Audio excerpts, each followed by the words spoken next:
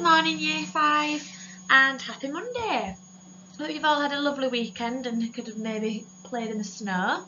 I'm going to read you chapter 11, The Monkeys and the Bees. Jungles, Fred found, were full of corners and crannies. They held secrets, but the secrets emerged in the most unexpected ways. They would never, he thought, have found the scrap of paper that changed everything if it hadn't been for the joint efforts of the monkeys and the ants and the bees. Max saw them first, later that afternoon. He'd been lying on his back, staring at the sky, while Lila and Con and Fred sat by the fire and tried to make a plan. The problem was, despite being told very firmly to stay put, Max kept trying to explore, and he was a small 5-year-old in a very large jungle. "How sure are you that the raft will hold?" Lila asked. Fred considered. The raft was wide and strong, and the vines were wrapped so thickly to secure it that the raft was more green than brown. It looked like a rectangular floating cricket pitch, but, he thought, the pilot had presumably been just as certain about the plane. Medium sure. He saw Con's face. "Hi, medium, and walking would take weeks," he said. "We know Manus is on the Amazon, so if we sail down the river we should reach it." Max approached and sat on Lila's feet, tugging at her sock. "Lila!"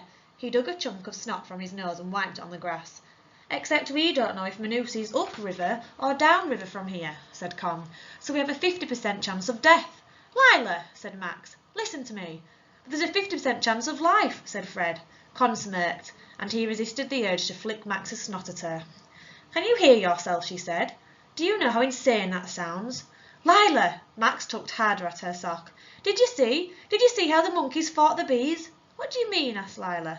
Backer had taken up a position draped across one of her shoulders, back legs hooked under her armpit. He looked, Fred thought, like the appendages of his father's old army uniform. "The monkeys won," said Max. "I followed them."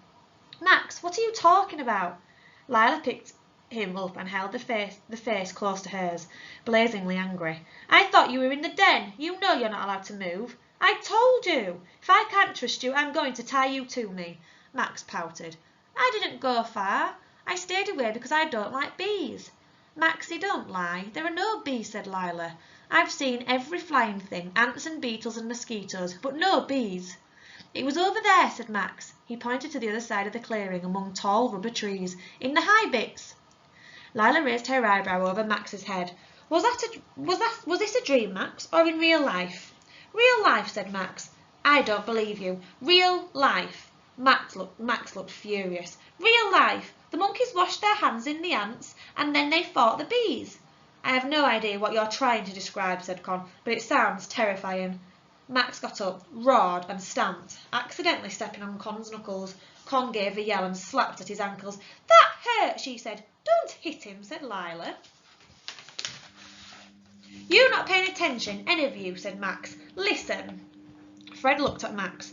The boy's eyes were unhappy and a little wild. "We are listening, Max," he said. "No, come." Max took hold of Con's hand and pulled her up and towards the trees, his small feet thumping determinedly into the earth. Con looked surprised, but he let himself be led, jogging beside him.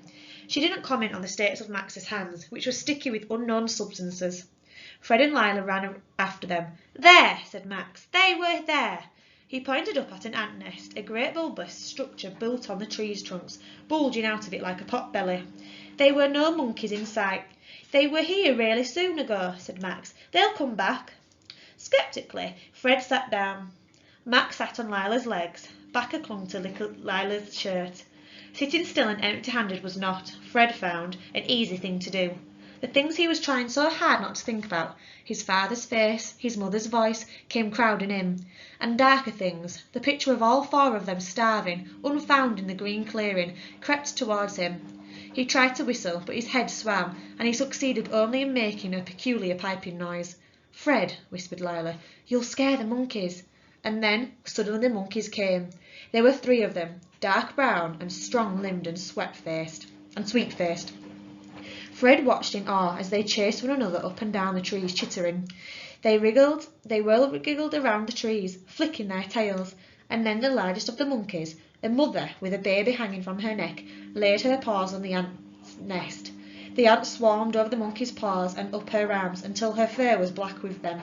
Then, fast before the ants could bite, the monkey rubbed her paws together. Con touched Fred's sleeve. Is she killing the ants? Fred watched the monkey lower her nose and pause and sniff deeply. Is it like a perfume or a sort of drug? He said. Suddenly, all three monkeys, as if at a signal, turned and leapt away across the trees. Let's follow them, said Lila. It isn't easy to keep pace with monkeys if you don't happen to be one yourself, and if you haven't eaten properly for days. They were all four weak, and Lila's hands were shaking. Con turned pale as they jogged after the monkeys disappearing back. The monkeys leapt into the branches of the great spreading rubber trees and halted. Bees, said Max, in a self-satisfied voice. I told you. Far above their heads, so far it was blurred with distance, was a beehive. It was enormous, encased in a grey layer of resin, and the buzzing was astonishingly loud. Honey ran down the side of the tree. Lila's eyes widened. She held back more tightly. They don't attack sloths, do they?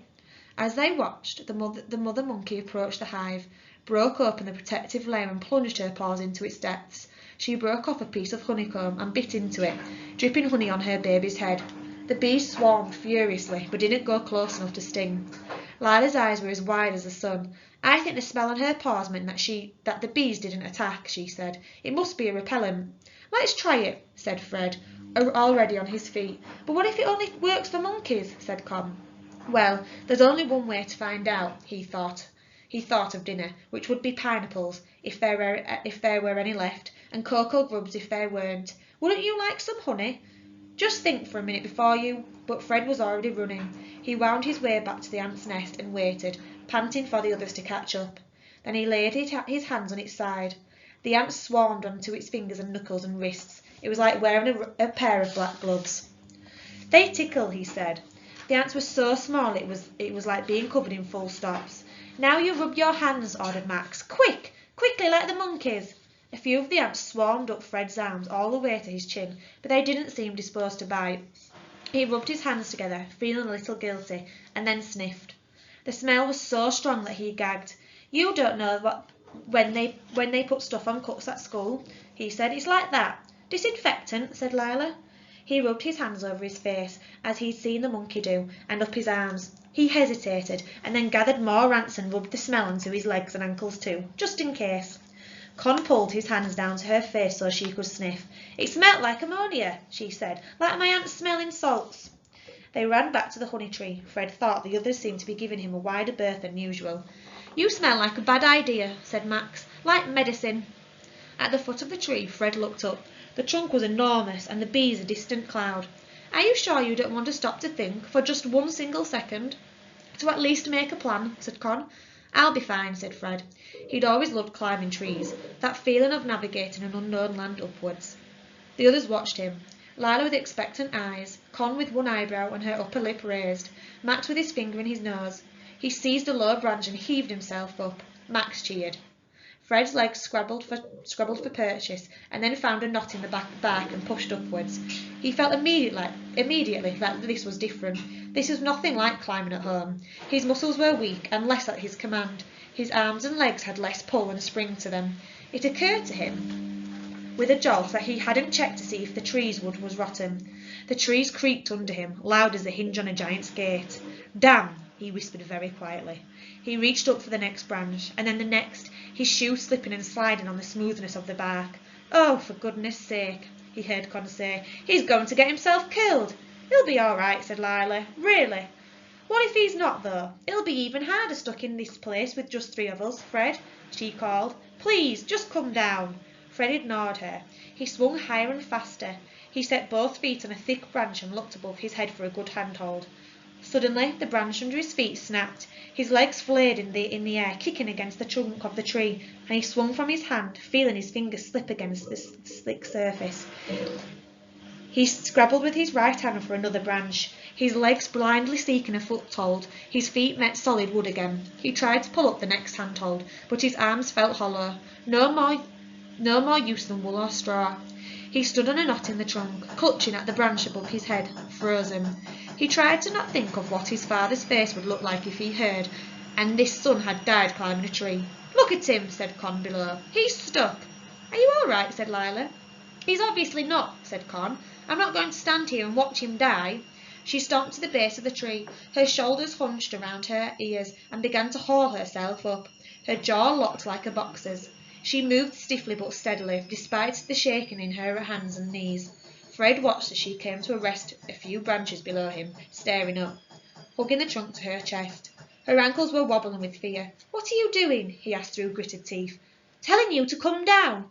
"No," said Fred. "I'm going up." "Then I'm coming too." "Why?" "You look stuck." "I'm not." But he knew it wasn't true. He had no feeling in his arms. He looked down at Con. Her face was bloodless, so white it was almost blue, but full of determination. He tried to arrange his expression into easy curiosity. "Even if I were, how would you be able to help?" "I'll go ahead," she said, "and test the branches. If you have another scare like that, I bet you'd just fall and die." "I wasn't scared," said Fred. The words were out of his mouth before he could stop them. "Yes, you were," said Con, facing up the tree. "And so am I. So there." She moved ahead.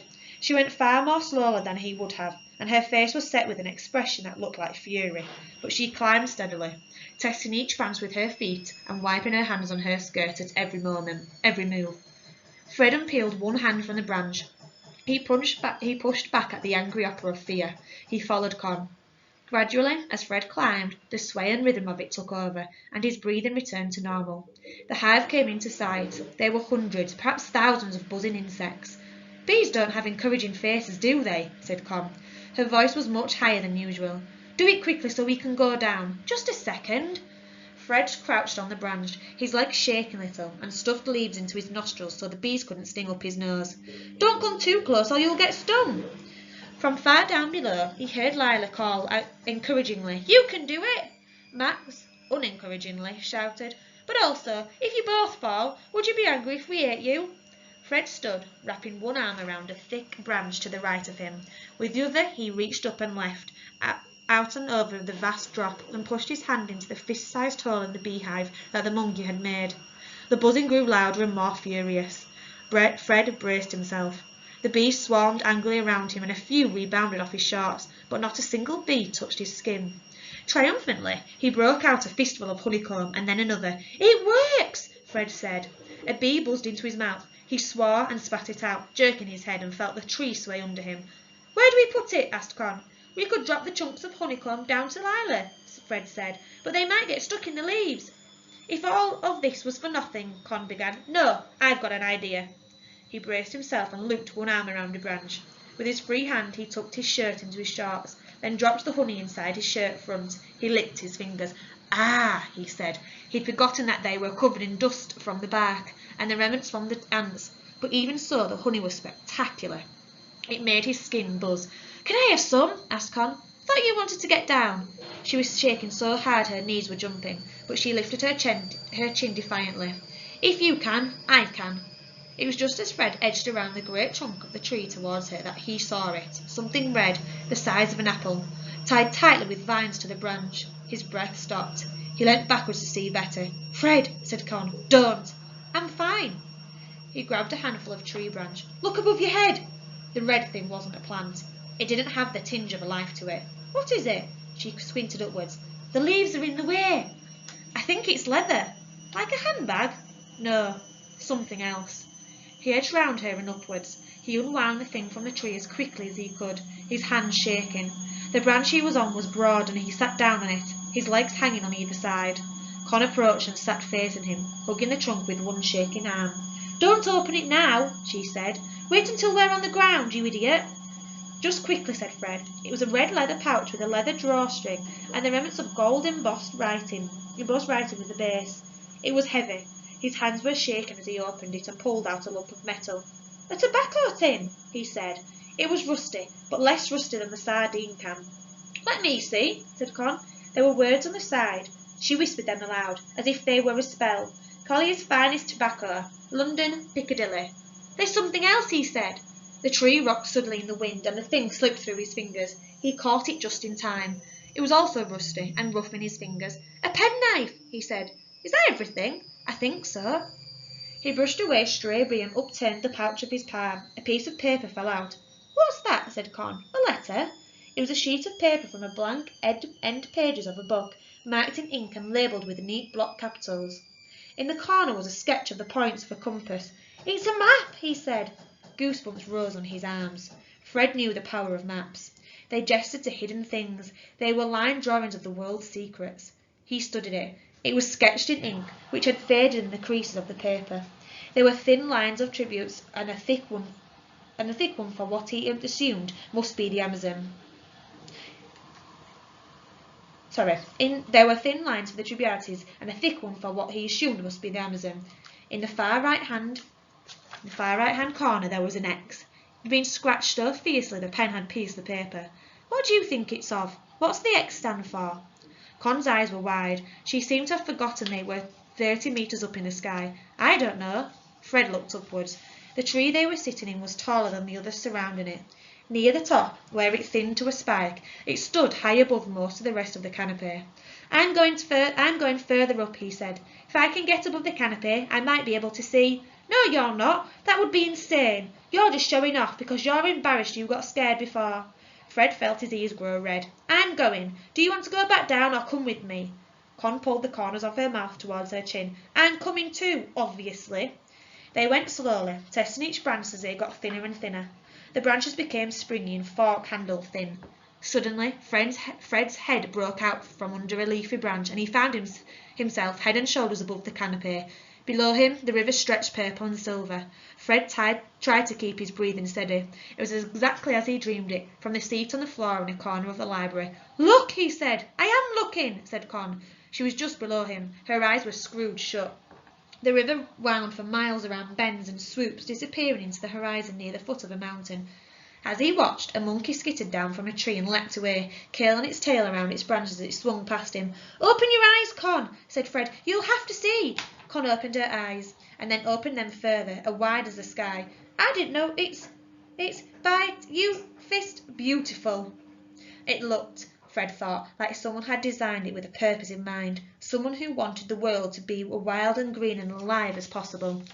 Very slowly he let go of the tree with one hand. Fear rose up in his mouth, but he reached into his pocket. He unfolded the paper. It felt like a small green miracle. The map matched exactly what he saw. It might almost have been drawn from precisely this position, or one very close. He peered down at the map. That's us, he whispered. And that bend, that's a place where we moored, said Con. They were ink's curves intricately sketched that matched exactly, or almost exactly, the world below them. Where's the X? Asked Con. She shielded his eyes. That way, but I can't see anything. The horizon was a green smudge. He couldn't see where the river wound. We should mark where we are on the map, said Con. You are here. Fred looked down at his hands. The cuts on his knuckles from the crash were just beginning to heal. He bit the scab off one of them, squeezed out a drop of blood and put a spot of red on the map to mark where they were. That's disgusting, said Con. Good idea. Fred grinned. Let's go down, he said. There's honey for lunch. He swung down from the trees faster than he should have. A lot of skin got left on a knot of bark halfway, and he got poked in the eye by a branch. Con followed more slowly, whispering instructions to herself. Honey was seeping through his shirt as he thumped the last 2 feet to the forest floor. But his heart was spinning. You're alive, said Max. He threw his arms around Fred's legs and tried to bite his knee in celebration. We were just thinking we were going to get to eat you. Try not to sound so disappointed, said Fred, grinning. Con reached the lowest branch of the tree. She hesitated, readying for the jump. Lila held out a hand, but Con ignored it and thumped to the forest floor. We made a discovery, she said grandly. Really? What is it? Food? Asked Lila. Wait and see. Let's get to the clearing first, said Con.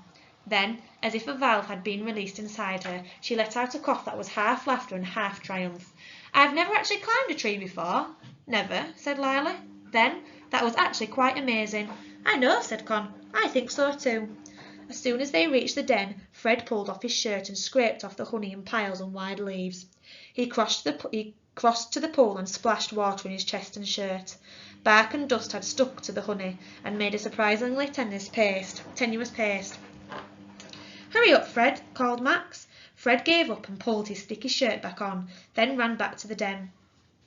Lila was turning the tobacco pouch over her with careful hands. Bacca was hanging around her throat like a necklace, sniffing her collarbone. It's red, said Lila. Tobacco pouches are usually brown. So? Asked Con. Lila leant forward, her eyes shining. Bees can't see the colour red, they see it as black. What if someone wanted the bees to protect the pouch from other animals? The bees can't see, it's not just part of the tree, so they wouldn't have been suspicious. Do bees feel suspicious? Said Con, sceptically. Lila flushed. It's just an idea, but Mama says, in the jungle you should avoid red. It's a poison colour. Whoever owned this would have counted on that. They must have been planning to come back for it. Fred felt an electric shiver pass over his skin. There's more. Keep looking. A map? Lila unfolded the paper on a wide, flat stone. What's the X? We couldn't see, said Con. It was too far. Maybe treasure, said Lila. Maybe a secret tribe. Don't, said Con. Or maybe he didn't know what it was. Maybe it's just where he was going, said Fred. I wonder if he knew. Max laid one small hand over Fred's mouth. I'm hungry. Are we going to eat the honey? The honey worked on them like medicine. Lila sat up straighter. Colour came into Con's cheeks. The taste of the honey was absolutely astonishing, sweet and earthy and wild. It made Fred want to turn back, flips across the jungle floor. It was a taste rich enough and deep enough to make them forget, just for half an hour, about the map. So I hope you enjoyed. There's a very long chapter. I hope you enjoyed it. What I'd like you to do is just recap on the rules for speech, okay? Have a little think about this one, the extract that Catherine's used from her book, and have a just quick reminder of the rules for speech, okay? So what I want you to do here is have a quick look at some more speech. Have a think about all the different order that the dialogue has been used. So you can see on the first two sentences, you can see it says, "Are you all right?" he asked sharply, wiping rain out of his eyes. "That cut looks bad." "No, I'm not all right," Con spat, staring disgusted at Fred. "We're lost in the Amazon jungle, and statistically speaking, it's very likely that we're going to die." And the last one says, a voice quietly came suddenly from the dark. "Who's there? Get away from us!" Have a look at the first two, for example. Think about what order Catherine has used this speech in. The first part, "Are you all right?" is the spoken speech. That's the part that someone has said something. Very shortly after that, they've then said who said it and how they've said it. They've said he asked sharply. Then they've added an action to that, so they put wiping rain out of his eyes. That adding action to it, okay, is part of the Year 5 objective. That's what we're wanting for Year 5 to achieve. Okay, so it's not just saying he said, we're adding how that person said it. Are they doing something when they're saying that? But we really want the action to complement how they're saying it, okay? We don't want them to do a random action. He said smiling. Well, would he be saying, "Are you all right?" Smiling. Would he be kneeling down as he's saying this? Think about if he's really worried, what action follows that feeling? Let's look at the last one. Okay, let's see how they've changed it. This time, instead of having the spoken speech at the start, they've actually put the spoken speech at the end. This is another example of Year 5 objectives, okay, is changing the order in how you show speech. So here it says, a voice quietly, so that's how the character speaks, came suddenly from the dark, adding that action in there, and then finally at the end, adding the spoken speech. Who's there? Get away from us. Notice when after the action and just before the spoken speech, they've put a comma in there, okay? It's kind of to say someone else is now ready to speak. What I'd like you to do is just have a look, flick through the book or flick through the pages that you've got so far from your from this week and from last week. Have a little look and see if you can find any more speech and think about what action, what order does Catherine use different speeches in, okay? So now that we have looked at the different uses of dialogue and we've had a look at some examples from the Explorer, what you are going to do is you are going to now have a go yourself. If you need reminding, go back to slide 3 and remind yourselves of the rules, okay? I want you to follow the structure, okay? You can look at the previous slide of you having spoken speech, how they've said it and added an action, or you can mix it up a little bit. I want you to create some dialogue from the scenario cards. So scenario 1, we have creating tension. The characters see, this is what I want you to think about, okay? The characters see an electric eel in the water. Fred is stuck in the water and he's seconds away from the deadly animal. Can you create some speech, some spoken speech using this scenario? Think about, you can make it up yourself. Think about what speech, what might the characters be saying if they've just seen an electric eel in the water and Fred is stuck in the water. Okay. Scenario 2, I want you to developing characters. Okay, how are you going to use this speech to really understand what Max and Lila and Fred or Con are like? How would Max speak? How would Lila speak? How would Con speak? How would Fred speak? Okay. Max is upset because Lila chose to give her last berry to Fred. Con is furious because she didn't give it to her and she thinks she is more deserving of the berry. So if Con is furious, how might she say something? Would she be shouting? Would she be whispering if she is furious? What action would be following if she is furious? What would she be doing if she's feeling this way? And then for scenario 3, you're going to be advancing the action. Con has decided that the raft will only be big enough for her, so she decides to sneakily take the raft during the night. The rest of the characters wake up. So I want you to think about, I want 3 lots of speech, okay, for these 3 different scenarios, okay? And then can you now think of some yourself? I'm looking forward to reading them. Remember the rules, okay? Remember the spoken speech needs to be inside the inverted commas, okay? Any punctuation needs to be inside the inverted commas, okay? If you're adding action to it, you're adding who said it, how they've said it, okay? Think about it very carefully. And good luck.